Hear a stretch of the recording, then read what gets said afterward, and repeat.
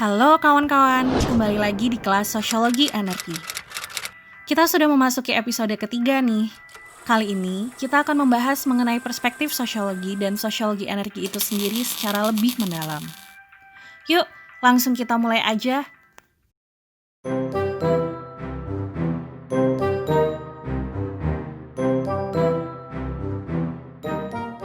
Dinamika perkembangan perspektif sosiologi telah membawa sosiologi masuk pada diskusi esensial tentang energi. Sosiologi memaknai energi sebagai sumber daya. Pemaknaan sumber daya tersebut dinyatakan dalam revolusi besar sejarah kehidupan manusia yang mampu mengubah sendi-sendi kehidupan sosial di masa mendatang. Ditemukannya teknologi telah membawa perubahan masyarakat dalam menghadapi dinamika relasi energi dengan kekuasaan. Dinyatakan dalam bukunya yang berjudul Masyarakat Teknologi, Jacques Ellul menyatakan terjadi keseimbangan dalam bentuk evolusi teknis perlombaan atas nama efisiensi yang telah meninggalkan konsep teknik karena berusaha lepas dari objek alat, mesin, dan infrastruktur. Efisiensi dalam koridor teknik justru diharapkan memberikan dampak pada pertimbangan manusia dalam menghadapi perubahan. Misalnya, teknologi energi baru terbarukan seharusnya menggantikan energi fosil dan lebih mempengaruhi unit konsumsi energi yang lebih kecil seperti rumah tangga, tempat kerja, dan ruang publik hingga melawan pemanasan global. Dalam konteks ini, sosiologi juga berkontribusi mempengaruhi perubahan tersebut. Cara pandang sosiologi memberikan argumentasi baru tentang teknik dan teknologi yang merujuk pada perubahan cara produksi, konsumsi, dan distribusi masyarakat dari waktu ke waktu. Pertama, perspektif sosiologi klasik yang dinyatakan oleh tokoh-tokoh seperti Karl Marx, Emil Durkheim, dan Max Weber memberikan pandangan menandai kelahiran modernisasi peradaban masyarakat. Mereka memandang energi sebagai alat produksi kekuasaan yang menghasilkan eksploitasi besar-besaran, kelas, alienasi, dan lain sebagainya. Kemudian, energi telah menciptakan tindakan dan tindakan sosial yang berorientasi membatasi interaksi maupun menciptakan nilai dan norma baru.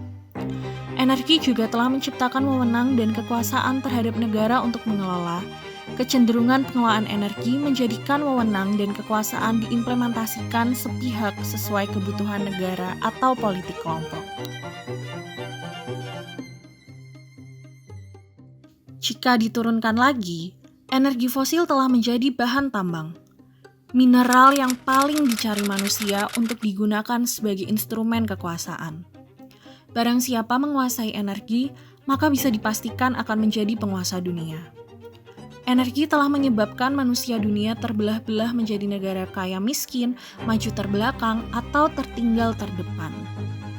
Kesenjangan mewariskan imperialisme ekonomi di berbagai belahan dunia yang diakibatkan oleh afiliasi negara-negara penghasil migas, dan sebaliknya, ada negara-negara konsumen migas.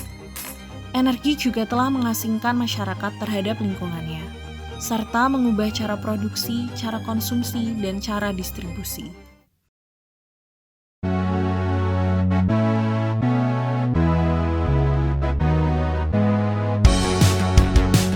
Kedua, perspektif modern.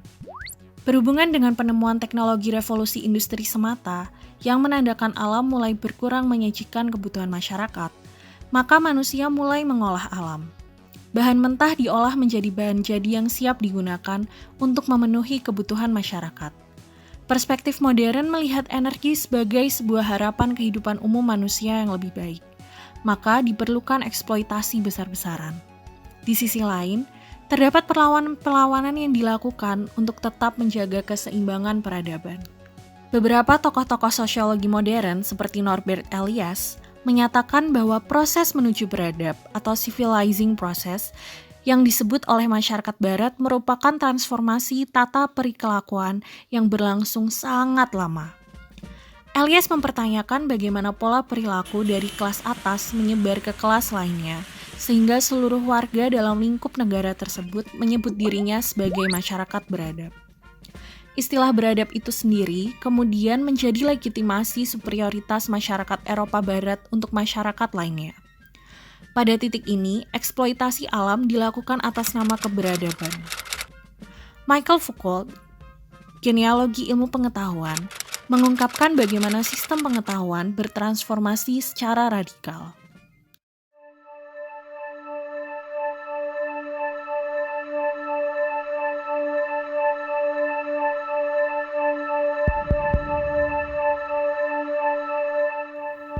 Sistem pemikiran masyarakat Barat dibagi menjadi 3 periode menurut Foucault: era Renaissance, era klasik, dan era modern. Masing-masing era memiliki epistemologi yang berbeda. Oleh karena itu, cara orang membangun pengetahuan di masing-masing periode pun berbeda. Foucault juga dikenal sebagai pemikir kunci aliran post-structuralism. Klasifikasi pengetahuan menurutnya adalah produk relasi kuasa.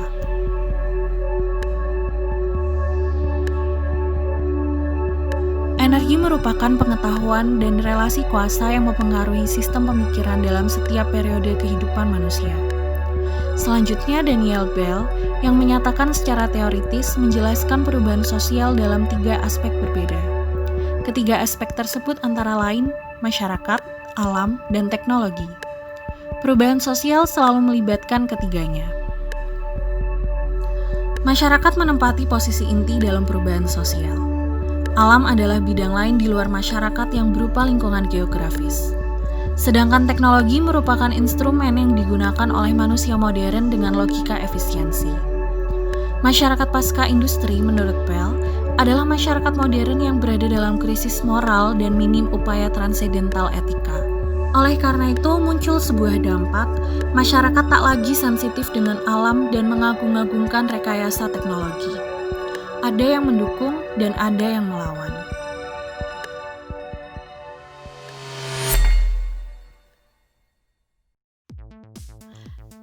Ketiga, perspektif postmodern. Perspektif ini memandang energi dalam relasi kekuasaan baru yang digunakan untuk melakukan penekanan negara tertentu atau masyarakat tertentu. Di sisi lain, energi juga dimanfaatkan sebagai penanda kelas kaya miskin. Mereka yang kaya akan mengkonsumsi energi lebih banyak dari yang miskin. Beberapa tokoh-tokohnya adalah Anthony Giddens. Strukturasi merupakan model abstrak dalam bentuk oposisi biner atau dualisme struktur. Konsep struktur pada awalnya diasumsikan sebagai realitas yang eksis di luar diri manusia. Menurut Giddens, struktur di luar diri itu tidak hanya eksis, namun juga membatasi tindakan manusia. Dualisme struktur memiliki arti. Selain membatasi, struktur juga memperdayakan tindakan manusia. Singkatnya, teori strukturasi adalah melihat dualitas peran struktur antara membatasi dan memberdayakan. Nah, energi merupakan dualitas yang dimaksud oleh Giddens. Di satu sisi membentuk limitasi atau batasan tertentu, akan tetapi di sisi lain energi membawa pada kemajuan tertentu. Baudrillard menyatakan konsumsi merupakan simbol dan tanda yang menandai transformasi masyarakat dari modern menuju pasca modern. Ia menilai bahwa masyarakat kontemporer semakin kehilangan makna seiring naiknya simbol sebagai penanda eksistensi. Dalam masyarakat konsumsi, nilai guna suatu objek material telah lenyap, digantikan oleh nilai simbol. Perilaku masyarakat dalam membeli barang misalnya, didasarkan pada pertimbangan yang sifatnya simbolik. Simbol-simbol ini berbicara tentang siapa pemiliknya dan dari kelas sosial mana mereka berasal.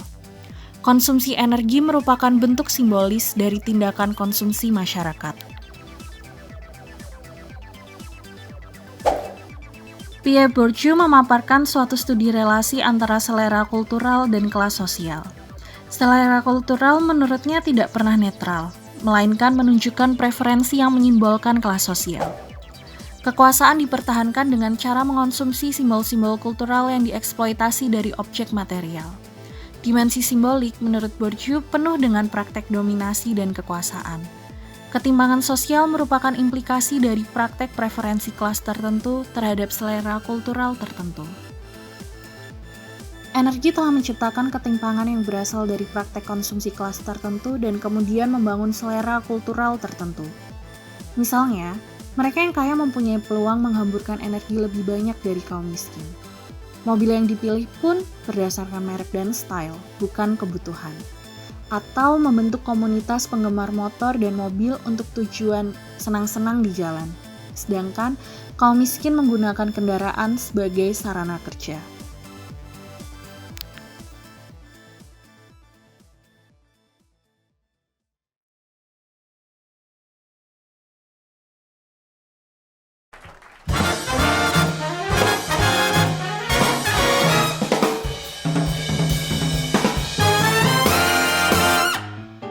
teman-teman, pemaparan dalam video ini adalah pengenalan singkat tentang tokoh dan teori sosiologi yang relevan dalam kajian sosiologi energi. Apa yang disampaikan dalam video ini hanya setitik dari lautan gagasan-gagasan cemerlang yang disampaikan oleh pemikir-pemikir yang tadi kita bahas. Untuk itu, agar teman-teman semakin mendalaminya, pembahasan selanjutnya akan disampaikan oleh dosen pengampu dalam sesi perkuliahan online melalui WebEx. So, see you there!